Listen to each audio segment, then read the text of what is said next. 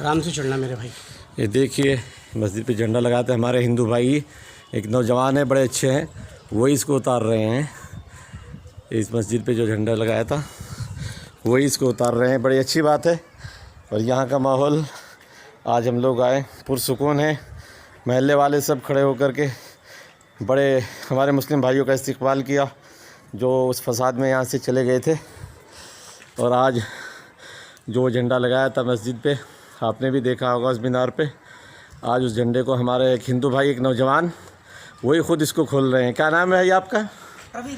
रवि साहब। देखो ये नौजवान है रवि, और ये प्यार और मोहब्बत के पैगाम को आम कर रहे हैं और गंगा जमनी तहज़ीब जो है उसको बाकी रखते हुए ये इस मस्जिद के झंडे को ख़ुद उतार रहे हैं, बड़ी अच्छी बात है। और इन्होंने कहा है यहाँ के नौजवानों ने, सब ने, कि जो हमारे मुसलमान भाई यहाँ से गए हैं वो सब वापस आएँ, हम प्यार और मोहब्बत से ऐसे ही रहेंगे जैसे रह रहे थे। अभी हम लोग जमीयतुल माहिन की तरफ से आए थे यहाँ, अशरफ बदनी साहब ने हमें भेजा, हमने आके बात की थाने से, SHO साहब ने हमारे साथ